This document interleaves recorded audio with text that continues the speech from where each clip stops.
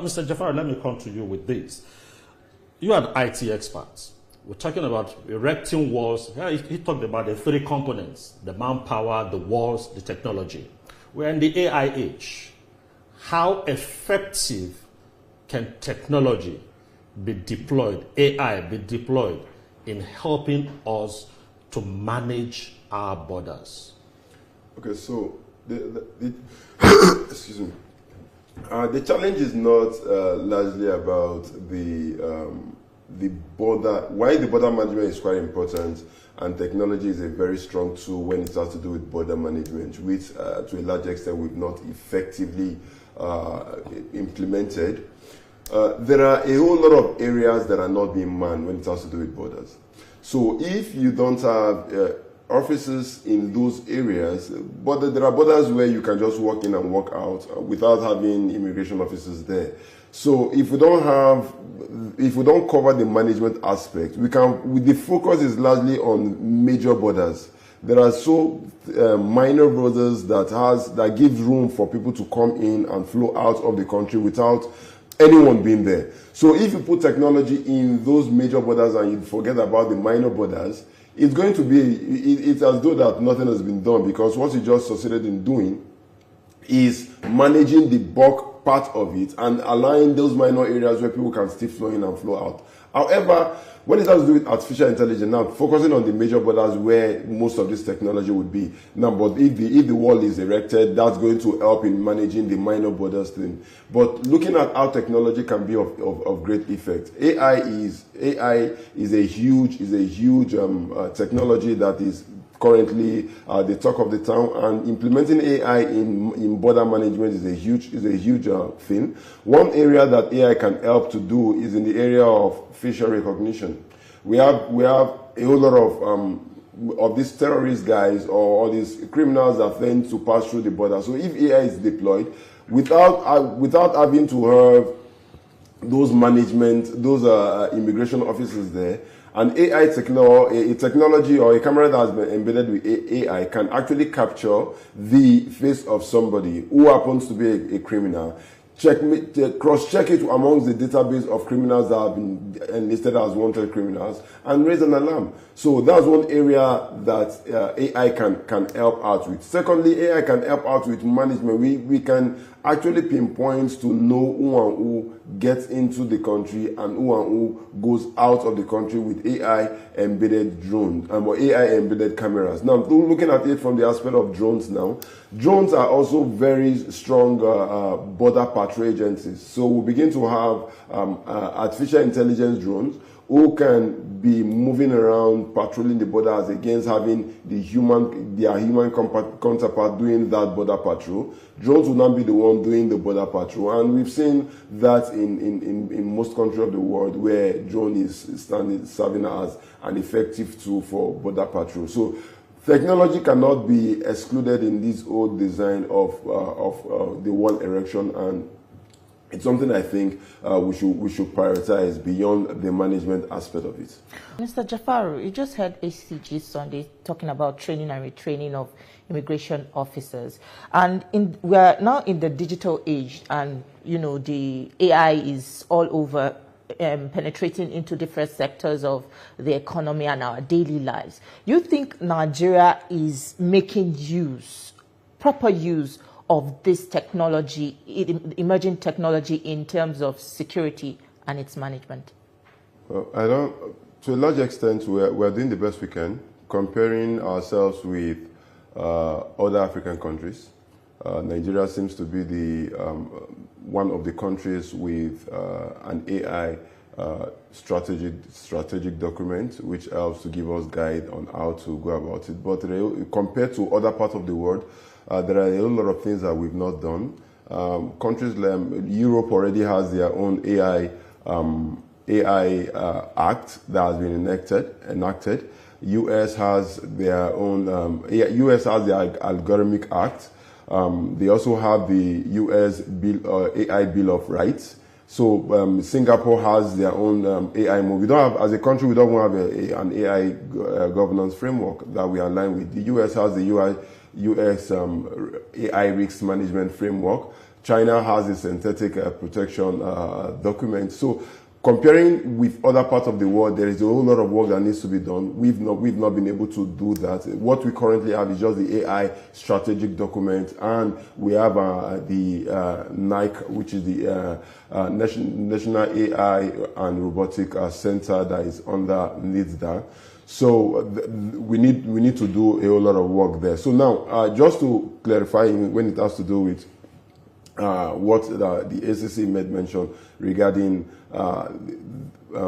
posting officers that has been trained. So as a cybersecurity consultant, we usually recommend that. And the reason is because we don't advise persons to stay in one department or in one area for a long, if not it becomes a breach.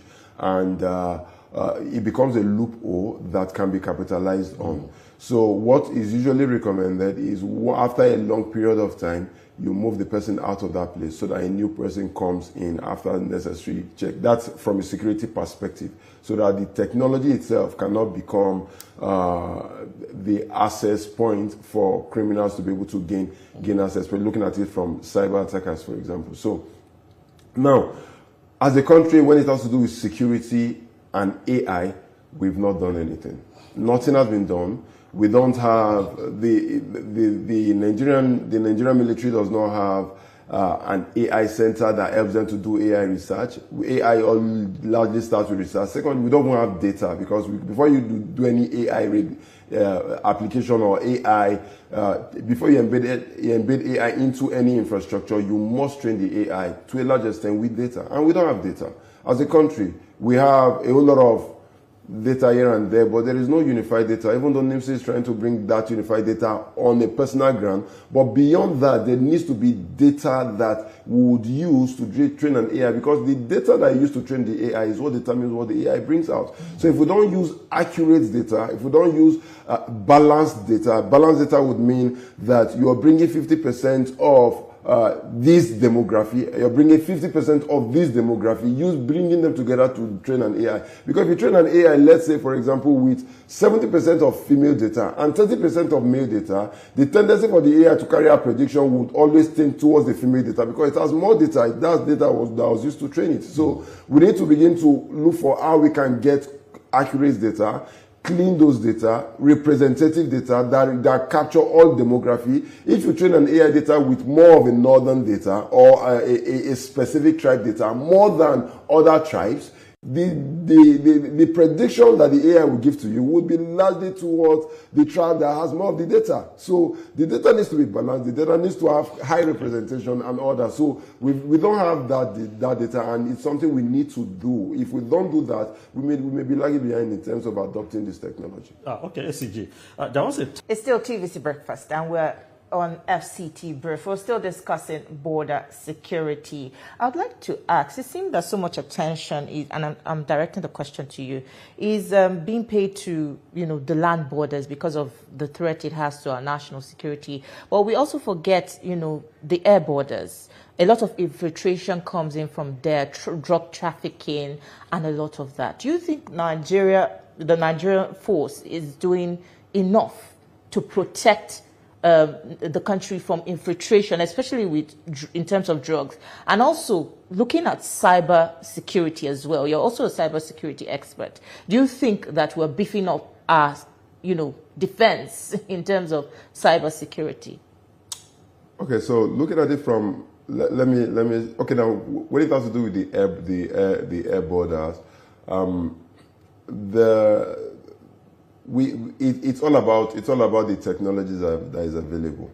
So if you have the technologies available, I believe they would be able to carry out an effective manning, because the air borders is you have to be there to man it. And like he made mention of the geospatial angle to things, which needs to be capitalized on, because that is more of like using satellites to beam up on the surface of or the geographical location of a country to know what is happening, and you can actually carry out some of these things. The only satellites that we have largely as a country is the communication satellite, and I think the monitoring satellites. There are specific satellites that you can have for this purpose, where things happening can actually be captured live, and you can use that. That's what most most countries use to carry out rescue operations when their citizens are kidnapped in another country. Cybersecurity? No, I'm talking about, so now for cybersecurity,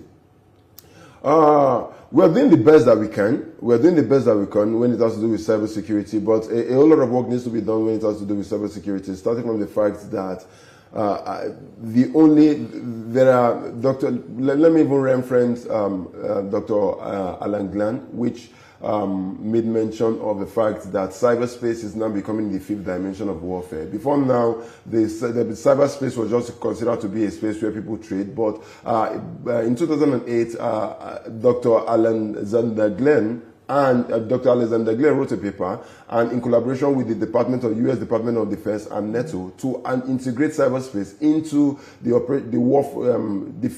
to be part of the operational warfare domain. So now that aspect made mention of 4 areas that needs to be integrated. The first area is cyber operations, where attacks is carried out. The second area is cyber intelligence, which we have not largely capitalized on. The third area is cyber information or information warfare, and the fourth area is cybercrime. We need to begin to look. We have always focused on cybercrime. The remaining 3 domains has not largely been focused on in this country, and it's something I think we need to look at. Unfortunately, we run out of time. There's still more to discuss, but there's no time. Time is not our friend. But we must say thank you so much for the contributions you've made so far. It is a pleasure speaking with you both. Thank you so much. It's a pleasure. Thank you, Tijesu. Thank you, Mr. Shaw. Thanks so much. All right.